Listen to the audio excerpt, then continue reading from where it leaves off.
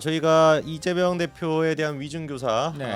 그 선고가 나온 직후에 지금 이제 네. 생방송을 지금 하고 있습니다. 네. 많은 분들이 지금 댓글창에서 벌써부터 지금 분노가 폭발하고 계십니다. 네. 스트레스다. 어떻게 이게 나라냐? 이게 어떻게 이런 판결이 나올 수가 있냐? 지금 이제 이런 반응이 많은데 일단 지금 위원님께서 좀 전반적으로 어떻게 보셨습니까?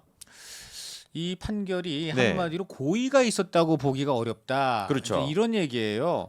근데 고의가 있었다고 보기가 어려운 근거를 솔직히 잘 이해를 하기가 어렵습니다. 그러니까 제출된 증거만으로라 그랬는데 네네. 만약 여기에 보면은 변론 요지서를 다 보냈고 그렇죠. 그다음에 질문 사실 변호사가 뭘 질문할 것인지까지도 다 했어요. 그렇죠. 그리고 이제 그다음에 그 내용을 보면 뭐 기억이 안 난다고 하지 않습니까? 네네. 그러니까 이재명 대표는 뭐 그때 이제 이런 식으로 나를 뭐 정치적 타겟을 하고 어쩌고 뭐 하면서 이런 게 있었지 않느냐 하니까 나는 기억이 안 난다. 그런데 기억을 살려봐라 하면서 기억을 살리면은 그때 그런 것이 다 나온다. 그렇죠. 뭐 거의 그런 식으로 한 거 아니에요. 네네. 그러니까 원래 기억이 안 난다 그러면 거기서 끝내야 돼요. 기억이 안 난다 그러면 기억이 안 난다는 게 기억이에요. 그렇지 않습니까? 그렇죠. 기억이 안 나는 걸 어떻게 만들어요? 기억이 안 난다라는 게 김진성 씨의 기억의 전부였던 거죠. 그렇죠. 그러니까 기억이 안 난다는 게 기억이니까 기억 나는 대로 말하면 기억이 안 난다는 걸 얘기하는 거예요. 그렇죠, 그렇죠. 그런데 이것을 자꾸만 그때 기억이 기억을 되살려라 그러는데 기억을 되살려라는 말 자체부터가 사실은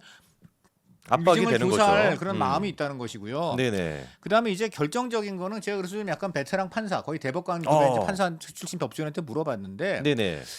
이런 겁니다. 그러니까 한마디로 이제 KBS와 그다음에 이제 당시 김병랑 시장이 네네. 모의를 해서 이재명을 범인으로 몰자.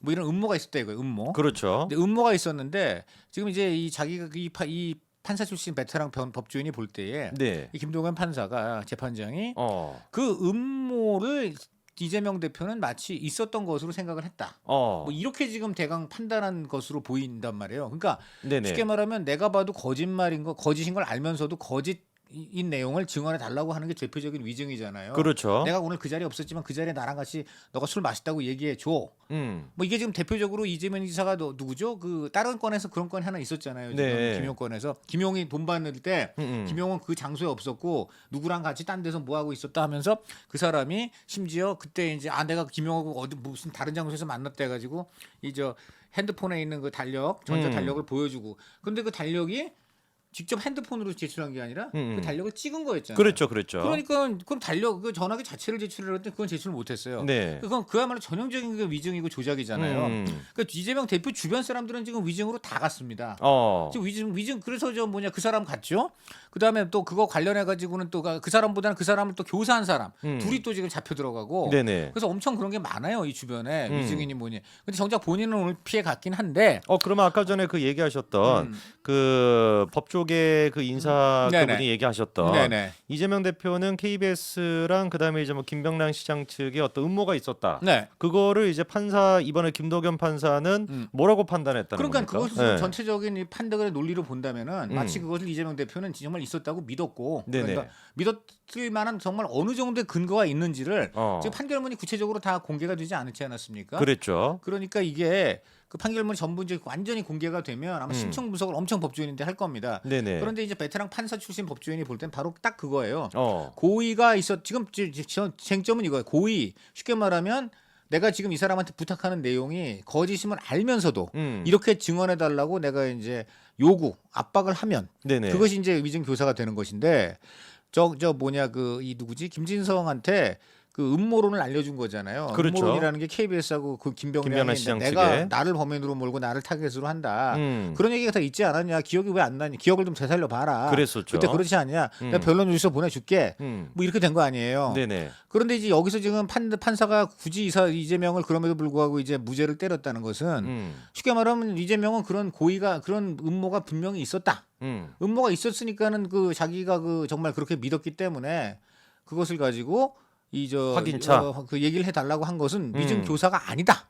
지금 이런 논리인 거예요. 그래서 고의가 있었다고 보기 어렵다는 게 지금 저렇게 제목으로 뽑힌 이유가 다시 한번 정리를 그러면 해보면은 이번에 김동연 판사가 고의가 있다고 보기 어렵다고 본 이유가 그렇죠. 김동연 판사는 일단 이재명이 실제로 네. 그때 당시 KBS랑 김병란 시장 측에 어떤 음모가 있었다는 걸 믿었다라고 김동연 판사는 판단을 한 거네요. 그렇게 이제 완전히 지금 판결문을 봐야 알겠지만 네네. 이 판결이 무죄로 난다면 그게 전제가 될 수밖에 없는 거예요. 왜냐하면 그 얘기를 해달라고 한 거 아니에요. 그 얘기를. 그렇죠. 그 얘기를 해달라고 한 거고 그 얘기를 그래서 갑자기 김병량 그래서 김진성 씨가 뭐 18년 전 일인데 그것을 거기 나가서 그렇게 얘기한 거 아닙니까? 그렇죠. 그래서 이제 그게 받아들였는지 안 받아들였는지 요거는 별개로 하고 네네. 그 위증 교사에서는 그 위증이 실제로 그래서 저 재판 결과에 영향을 미쳤냐 안 미쳤냐가 유무죄를 가르지 않습니다. 그걸 뭐라 그러냐면 위헌 범죄라고 해요. 위헌 네. 범죄라는 거는 예를 들어 음주운전을 했으면 그냥 음주운전을 해서 사람을 쳤느냐 안 쳤느냐. 그렇죠. 내가 음주했지만 어쨌든 나 그냥 사람 안 치고 어떻게 집에 그냥 잘 갔지 않냐. 왜 뭔 죄냐. 뭐 똑같이 다른 차 운전한 거고 뭐가 다르냐. 뭐 이럴 때 그게 왜 저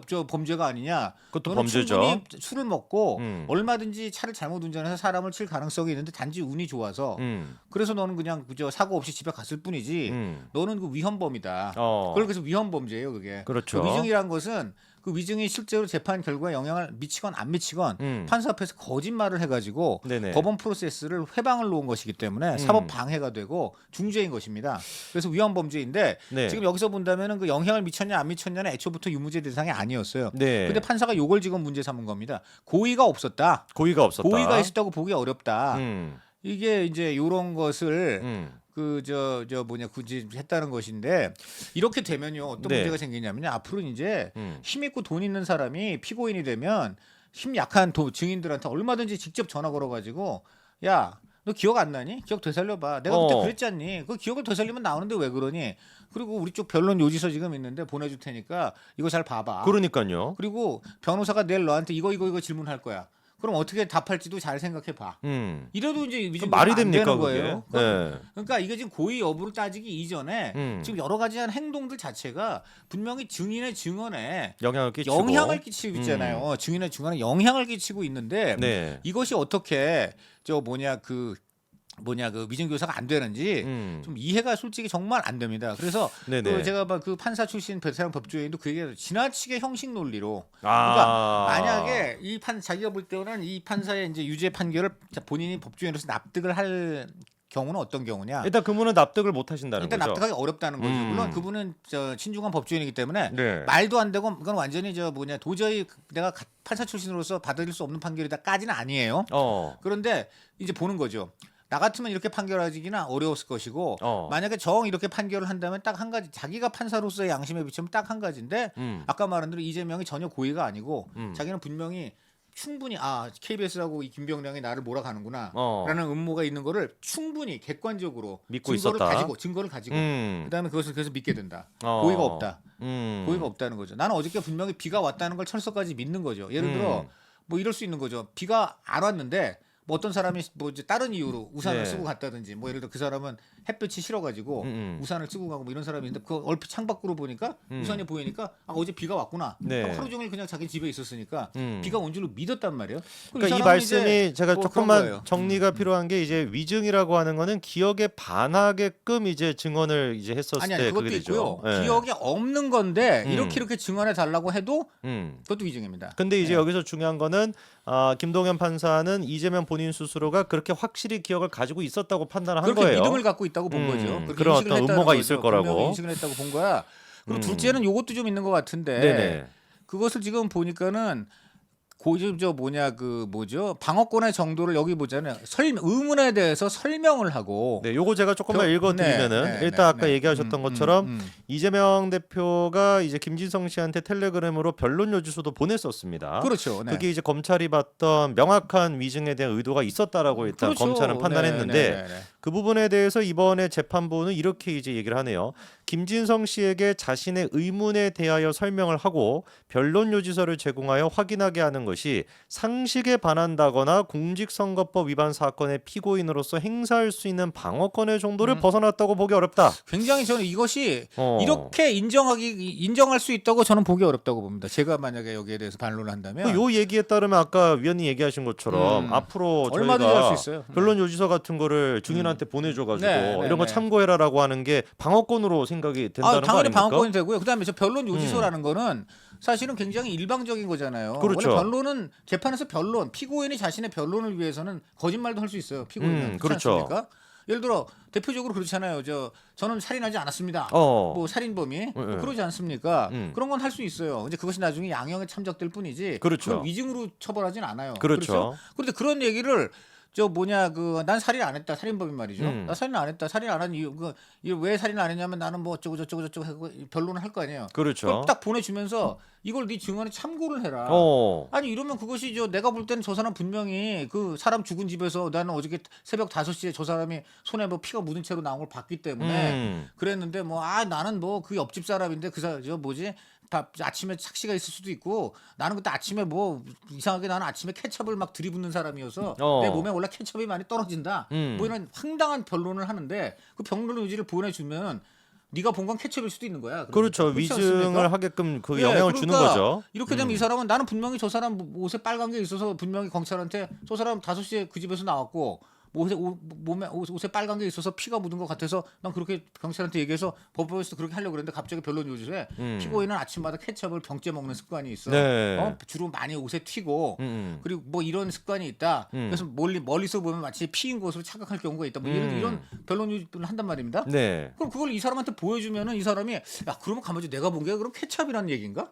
헷갈릴 수 헷갈릴 있죠. 수 있는 거예요. 그럼 이 사람은 어떻게 하냐면 나는 어저께 분명히 빨간 것을 봤고 상식적으로 아침에 케첩 몸에 뿌리고 나온 사람은 별로 있을 수가 없잖아요. 상식적으로는. 네. 그러니까 이제 난 당연히 빨간 것을 봤다. 음. 이렇게 그냥 얘기를 하는 거야. 그래서 피라고 생각했고 내가 볼 땐 피였다. 그렇지 않습니까? 그렇죠. 그런데 이걸 갖고 갑자기 케첩이다 하고 변론을 해버리면은 내가 그게 케첩이었나 지금 생각해 보니까 헷갈릴 수도 있겠습니다.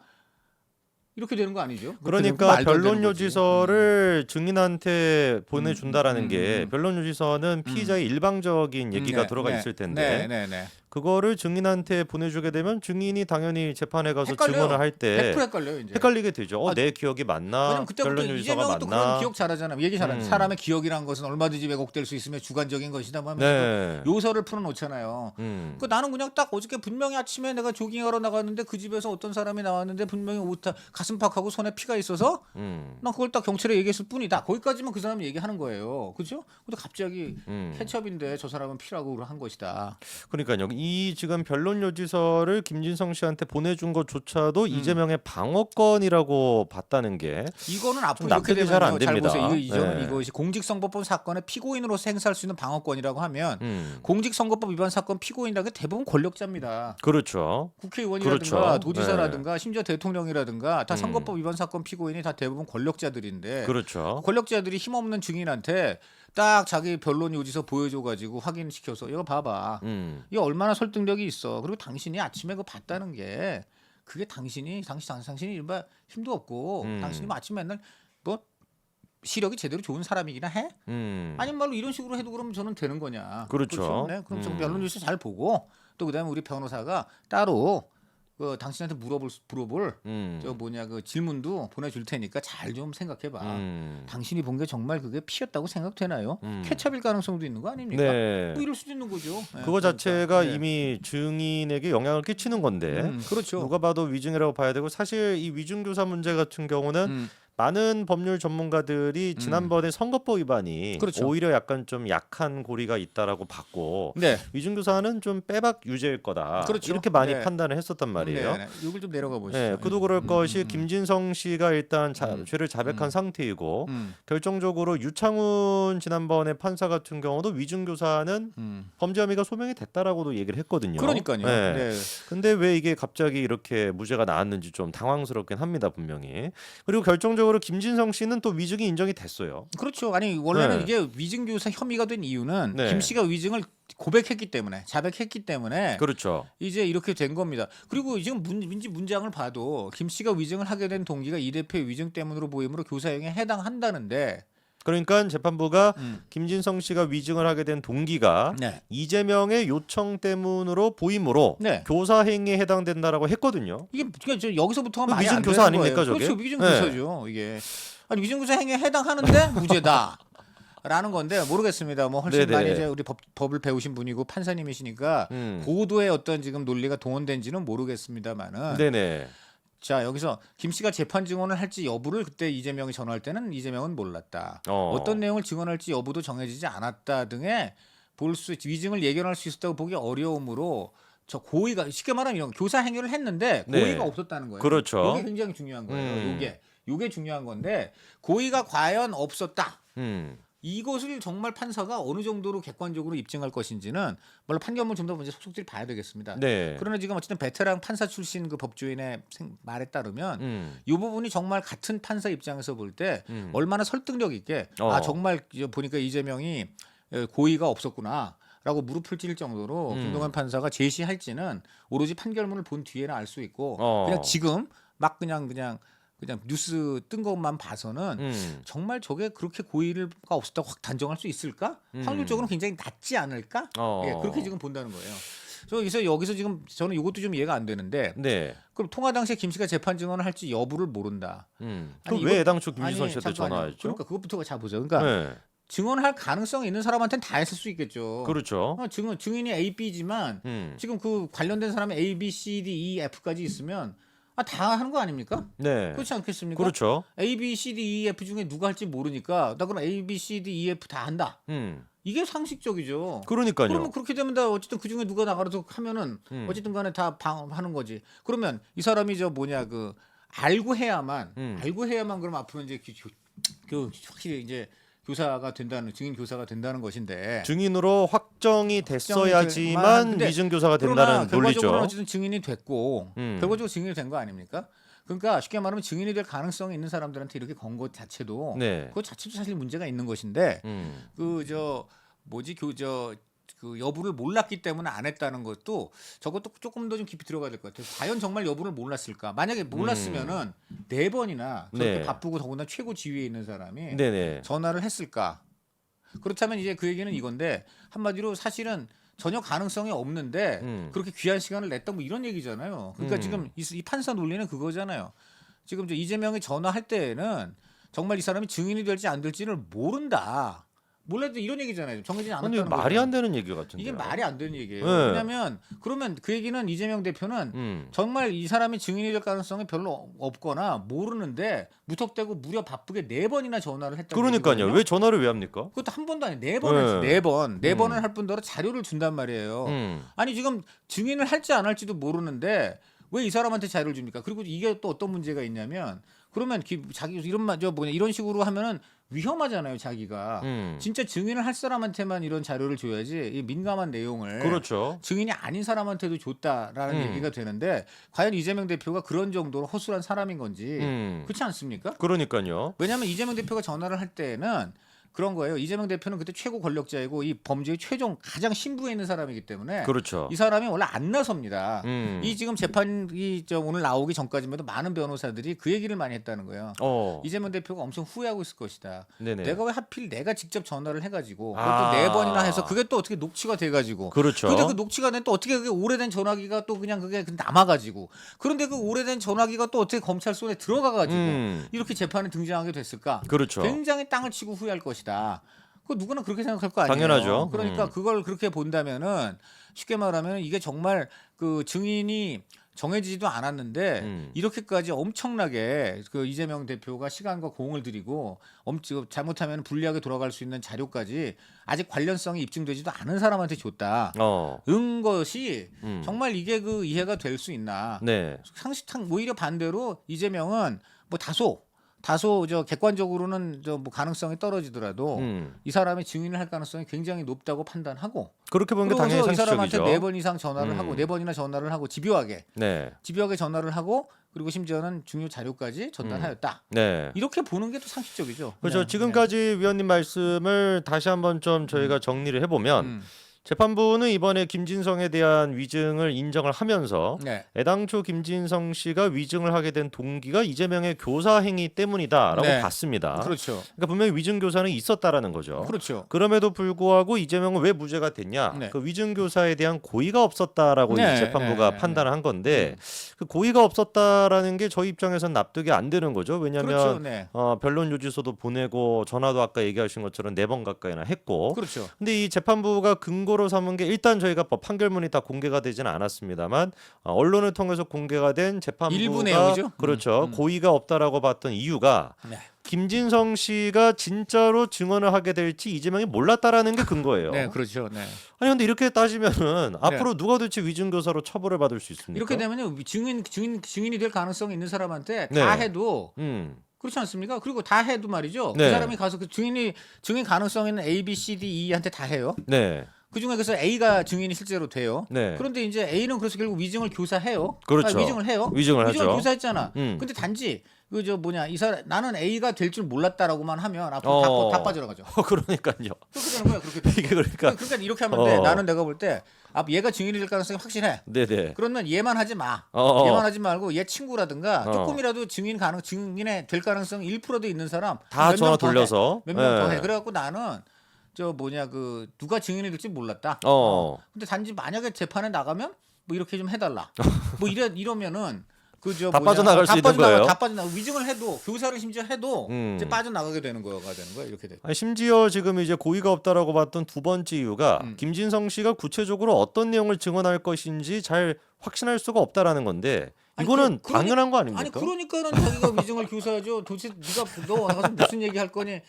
그 사람이 나가서 무슨 얘기할 걸 알면은 그렇죠. 위증을 뭘 합니까? 뭐하러 합니까? 그러니까. 이게 도저히 그러니까 그러다 이런 보니 논리인 것 같아요. 이 사람이 네. 나가서 예를 들어 이재명한테 불리한 증언을 할 거를 확신을 하고 네네. 알고 그러고 이제 그 불리한 증언을 하지 마라라고 했다면은 위증 교사라고 할 수 있는데 네. 이 사람이 무슨 말을 할지 몰랐기 때문에 위증 교사라고 볼 수 없다 뭐 이런 얘기잖아요. 그렇죠. 그런데 이런 논리로 하면요. 쉽게 말하면 넌 지금 잘 모르는데 나는 그날 살인 장소에 없었어. 그러니까 넌 나가서 그날 나는 그 사람은 그때 그 살인 장소에 없었다고 본다. 뭐 예를 들어 뭐 이런 식으로 얘기를 해주면 돼.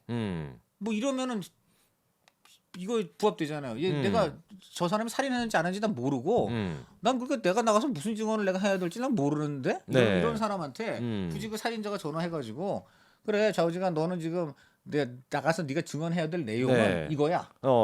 근데 우리 되는 거 아니야? 그러니까. 위원님께서 항상 예시가 이 노딱될 만한 예시를 많이 드셔가지고 네. 살인도 살인 아니 약간 좀 그럼 살인 위험하다. 사건이 일어났다는 것도 잘못인가요? 그럼 어저께 예를 들어 어디 좀 뉴스가 보도를 하면 어떻게 돼요?